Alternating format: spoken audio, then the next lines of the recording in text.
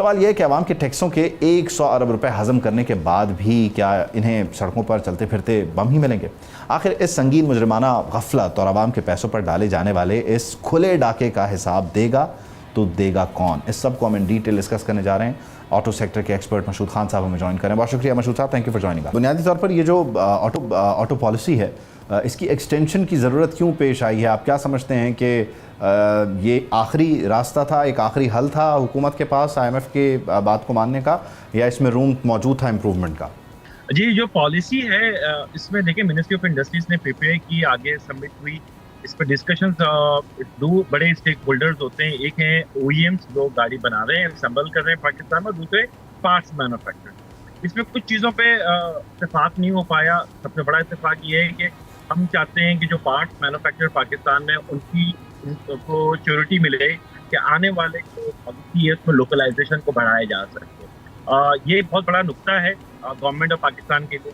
दूसरा, यहाँ पे जितने भी हम देख रहे हैं कि नए इंसिडेंट्स जो आए थे, हमारी दो पॉलिसी थे 2016-21 और 21 से 26, इसमें नो डाउट गवर्नमेंट का ये सक्सेस रेट है कि उन्होंने 3 OEM से आज 15 OEM 17 OEM कर ली है पाकिस्तान में असेंबली हो रही है, मगर ट्रांसफॉर्म असेंबली टू लोकलाइजेशन ये सक्सेस नहीं हो पाई। तीसरी चीज जो IMF ने बहुत बड़ा इशू उठाया हुआ वो है टैरिफ को की रिडक्शन किसी भी सूरत में इंडस्ट्री में दो बड़े झटके लगेंगे। या तो CBU के रेट्स को जो टैरिफ रिड्यूस कर रही है, और उसका जो लाएमाला अमल होगा वो होगा पार्ट्स मैन्युफैक्चरर में जो इससे वापस इंडस्ट्री है। अच्छा मशहूद साहब, इस सारी सूरत हाल में बुनियादी तौर पर हम जो लोकल इंडस्ट्री की बात करते हैं, क्या वो लोकल इंडस्ट्री अपनी प्रोडक्शन को, अपनी कॉस्ट को इस मयार पर ला सकी है कि जो हम इंपोर्ट कर रहे हैं हम उसको कम्पीट कर सकें, यानी लोकली हम अपनी ज़रूरियात को पूरा करें? और फिर उसका अगला मरहला तो फिर खैर बहुत दूर वाला मामला है कि हम उसको एक्सपोर्ट भी कर सकें, उस पर मैं आता हूँ। लेकिन हम अपनी लोकल ज़रूरियात को पूरा करने के लिए क्या हमारे जो अभी तक आप कह लीजिए मैन्युफैक्चरिंग प्लांट्स हैं वो उस मयार की चीज़ें बना रहे हैं कि जो बाहर से आने वाली दुनिया की चीज़ों से मुकाबला कर सकें? जी, इसमें नो डाउट कि ये पाकिस्तान की इंडस्ट्रीज में अगर हम ये सेगमेंट उठाते हैं कि ऑटो पार्ट्स मैन्युफैक्चरर्स का, तो इसमें हमें सेकंड थॉट्स नहीं होने चाहिए कि पाकिस्तान में ये कैपेबिलिटी मौजूद है और कि वो पार्ट्स बना सके। इसकी मिसाल ये है कि पाकिस्तान में कार इंडस्ट्रीज में देखें तो आपके पास जापानीज ब्रांड है जिसके 60-70% पार्ट्स पाकिस्तान में लोकलाइज हो रहे हैं, और ये local part manufacture self technology की बेसिस में ये बना रहे हैं। दूसरा सेगमेंट आता है आपका ट्रक एंड बसेस, इसके भी अगर हम देखते हैं तो इसके भी कई पार्ट पाकिस्तान में लोकलाइज हुए हैं। अनफॉर्चुनेटली ये दोनों सेगमेंट्स में हो ये रहा है कि जो कोरियन और चाइनीज कार मैन्युफैक्चर असेंबलर्स आए पाकिस्तान में, उन्होंने अपनी लोकलाइजेशन नहीं कर पाए। दूसरे मायनों में अगर हम बात करते हैं ट्रक एंड बसेस में, तो आप देखें कि जो गवर्नमेंट की स्कीम्स आती हैं, पॉलिसीज आती हैं, उसमें हम इलेक्ट्रिकल व्हीकल बसें या डिफरेंट बसें हम इंपोर्ट पे चले जाते हैं। तो ये दोनों चीजें लोकल इंडस्ट्री को हिट कर रही हैं, जहां आपको मौका देना चाहिए था कि ये बढ़े, और यही पार्ट मैन्युफैक्चर कल आपके एक्सपोर्ट में एक बहुत बड़ा कंट्रीब्यूशन दे सकते हैं, उनकी सप्लाई चेन का हिस्सा बन सकते हैं। ये एक बहुत बड़ा इशू है।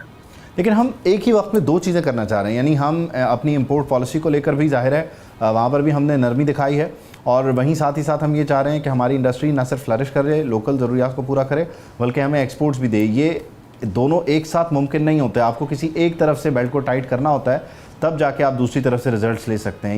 ये पैरेलल कैसे चलेगा? देखिए, जब इंपोर्ट को आप ओपन करेंगे ना, तो लोकल इंडस्ट्रीज लोकल जी बेशक, जब आप इंपोर्ट ओपन कर रहे हैं, टैरिफ को रिडक्शन कर रहे हैं, तो वो डेफिनेटली आज नहीं तो आप ये रियलाइज करेंगे 4 से 5 साल के बाद आपकी लोकल इंडस्ट्रीज बहुत बुरी तरह मुतासर हो जाएगी, बल्कि मुझे तो ये है कि शायद वो बंद हो जाएगी। वजह मैं आपको बयान करता हूँ कि देखिए, पाकिस्तान में एक ज़माना था कि हम सिरेमिक इंडस्ट्रीज के चैंपियन थे, और पाकिस्तान में सिरेमिक इंडस्ट्रीज के चीज़ें बनाया करती थी। ये इंपोर्ट की टैरिफ की वजह से, ये रिड्यूशंस की, आप देखें आज वो इंडस्ट्री हमारी सर्वाइव नहीं कर पाई। इसी तरह ऑटो पार्ट्स इंडस्ट्रीज की सर्वाइवल होती है कि आप उसको एक टैरिफ की बेस लाइन पे बनाते हैं ताकि वो इंडस्ट्री खड़ी हो सके। दूसरी चीज़ इसमें जो इम्पोर्टेंट है, देखिए पॉलिसीज का मैं हमेशा कह रहा हूँ, पॉलिसीज तो हमने बनाई है, उस पॉलिसी को 100% हमने इम्प्लीमेंट नहीं होने दिया।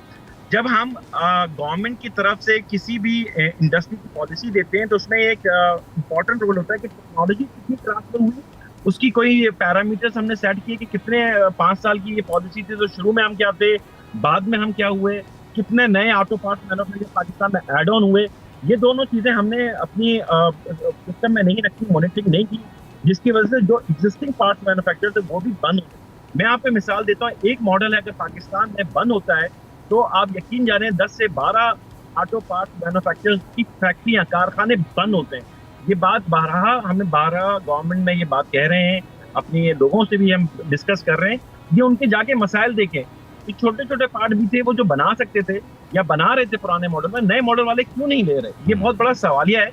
ये पॉलिसीज में गैप है, उस गैप की वजह से उसका वो एडवांटेज लेते हैं, और जो कि बाद में गवर्नमेंट या एक आम आदमी एक समझता है यार पाकिस्तान में वो काम नहीं, तो पॉलिसी में कहीं ना कहीं कमी अच्छा, देखी रह जाती है। लास्टली मैं आपसे जानना चाह रहा हूँ कि ज़ाहिर है पॉलिसी पुरानी है और उसको हम एक्सटेंड कर रहे हैं, और ज़ाहिर है हमने इंपोर्ट पे कुछ आसानियाँ की हैं। आइंदा आने वाले दिनों में यहाँ से ऑनवर्ड जब हम इस पॉलिसी पर चलते हैं तो गाड़ियाँ जहाँ हैं एज एस की पॉलिसी पर रहेंगी, या रेट्स फ्लक्चुएट करते हैं, ऊपर जाते हैं नीचे आते हैं? नहीं देखें, तो पॉलिसीज पे तो उन्होंने कह दिया कि आपको शायद जैसे आप बयान कर रहे हैं कि एक्सटेंड मिल जाएगा, मगर बजट में कुछ चीज़ें चेंज हुई हैं, तो उसका कुछ इफेक्ट आएगा प्राइसेस में गाड़ियों की, और वो कंज्यूमर को ज़ाहिर पास आउट होगा। ठीक है, और वो फ़ायदा होगा यकीनन, वहाँ से जो है वो कुछ सहूलत होगी, सस्ती होंगी। नहीं देखिए, एक तो सब्सिडी का तो ज़्यादा डिफिकल्ट है ये चैलेंज, क्योंकि सेल टैक्स ऐड ऑन हो रहा है। जब सेल टैक्स ऐड ऑन होगा तो ज़ाहिर है वो थोड़ी सी प्राइसेस आपकी ऐड ऑन हो जाएंगी उन गाड़ियों में जिनमें हमने नहीं रखी थी, तो ये अल्टीमेटली कंज्यूमर के पास जाती है। ठीक है, तो यानी कंज्यूमर के लिए थोड़ी सी मुश्किल की बात है। बहुत शुक्रिया।